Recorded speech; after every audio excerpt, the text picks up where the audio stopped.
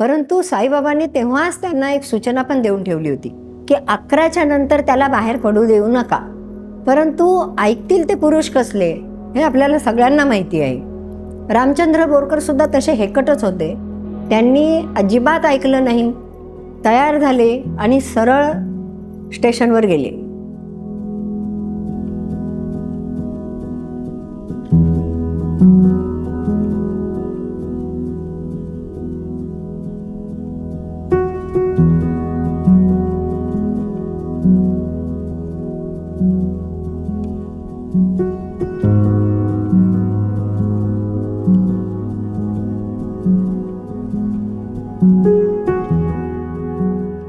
ओम साईराम.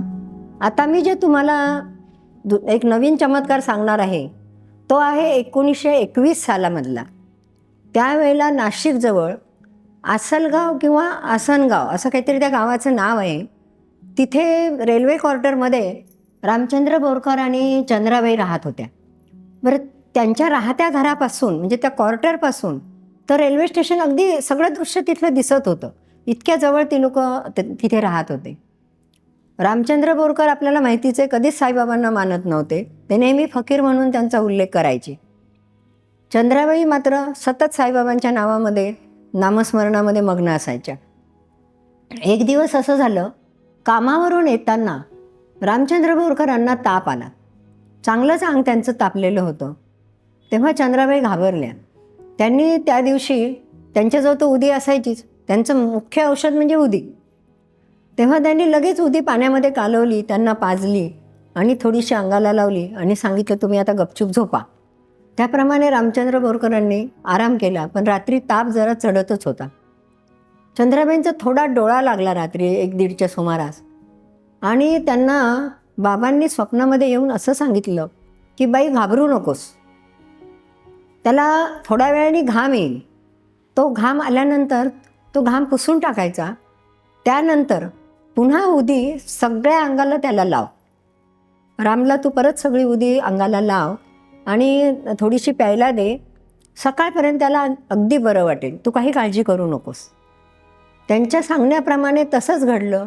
रामचंद्र बोरकरांना खूप घाम आला आणि घाम आला की ताप उतरतो हे आपल्याला माहितीच आहे. त्यामुळे त्यांनी तो घाम वगैरे पुसला आणि त्यांना ती उदी पाण्यामधून प्यायला दिली. अंगालाही सगळ्या लावायला सांगितल्यामुळे सगळ्या अंगाला पण उदी लावली आणि त्या मग शांत राहिल्या.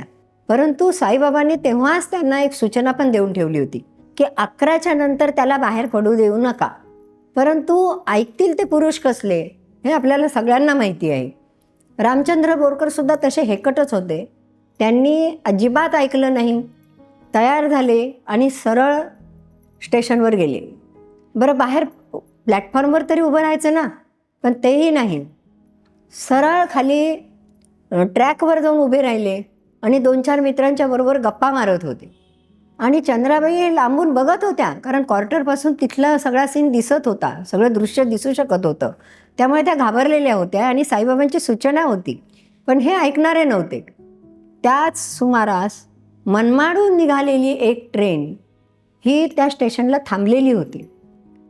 परंतु दुसरी जी मालगाडी धाडधाड धाडधाड करत आली तिने मात्र बरोबर बोरकरांना उडवलं. म्हणजे ते मरायचेच, कुठलाच माणूस जिवंत राहिला नसता. एवढ्या जोरात त्या मालगाडीने बोरकरांना धक्का दिला.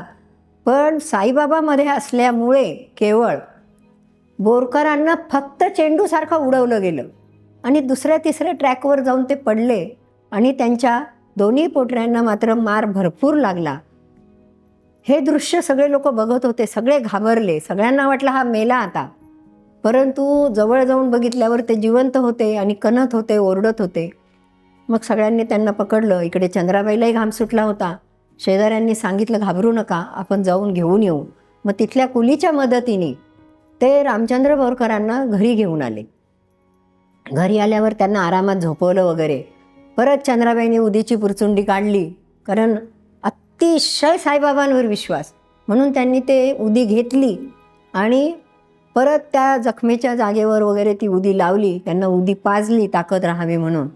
आणि त्यांचे उपचार, आपले घरगुती उपचार सुरू झाले. रात्री हे कणत कुतत होते. त्यांनी काय केलं नंतर, त्यांना माहिती आहे साईबाबांचे उपचार, त्यामुळे बिबा घेतला, काही होऊ नये म्हणून हळद बिबा असं सगळं गोळा करून ते ठेचलं, उदी त्यात टाकली आणि ती त्याला त्या जखमांवर लावून त्याच्यावरनं पट्टी बांधली चंद्राबाईंनी. आणि त्या मग शांत बसल्या. हे सगळं लोक बघत होते आजूबाजूचे की ही बाई काय काय करते आणि हिचं किती साईबाबावर विश्वास आहे. आणि त्याही रात्री असंच झालं. परत बाबा स्वप्नात आले आणि म्हणाले की मी तुला सांगतो तेवढी औषधं कर. एक वाणी नावाचं फळ तिकडच्या जंगलात असावं. ते वाणी फळ घरोघरी घरात असणार. ते वाणी फळ घे. नंतर ज्वारी दाना त्यांनी लिहिला आहे, पण ज्वारी दाना नसून ज्वारीचं पीठ असावं असं मला आता वाटतंय.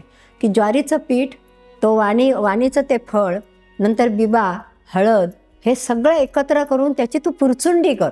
आणि ती पुरचुंडी गरम ते पीठ करून त्याची पुरचुंडी कर आणि त्या बांधलेल्या पट्ट्यांवरून तू त्याला शेक दे. हे सगळं त्यांना साईबाबांनी सांगितलं. आणि जसं जसं साईबाबांनी सांगितलं तसं तसं सगळं चंद्राबाईंनी केलं आणि त्याप्रमाणे शेक द्यायला सुरुवात केली. आता छोटंसं गाव, त्यामुळे डॉक्टरांची सोय नाही. डॉक्टर त्या दिवशी काही त्या ठिकाणी उपस्थित नव्हते रेल्वे क्वार्टरमध्ये. त्यामुळे दुसऱ्या दिवशी डॉक्टर आले. डॉक्टरांनी सांगितलं की फ्रॅक्चर झालेलं आहे त्यांना, पण औषधं वगैरे दिली ताप वगैरे येऊ नये म्हणून. तर ती औषधं पण चालू ठेवली. पण चंद्राबाईंनी त्यांचा उपाय मात्र थांबवला नाही. 1 महिनाभर ते हे सगळा प्रकार, रोज ते वाणी फळ, ज्वारीचं पीठ ते उकडून सगळं तयार करणं, हे सगळं त्या करायच्या आणि त्यांना शेक द्यायच्या. खरोखर 1 महिन्यानंतर रामचंद्र बोरकरांना बरं वाटायला लागलं आणि ते हळूहळू धरून वगैरे उभे राहायला लागले. तर सगळ्या लोकांना हा चमत्कारच वाटला. चमत्कार बघून ते चकित होऊन म्हणाले की खरोखर या बाईचा किती साईबाबांवर विश्वास आहे. आणि लोकही तेवढ्या प्रमाणात सगळ्या लोकांचा एवढा साईबाबांकडे वाढला गेला असं म्हणायला काहीच हरकत नाही. ओम साईराम.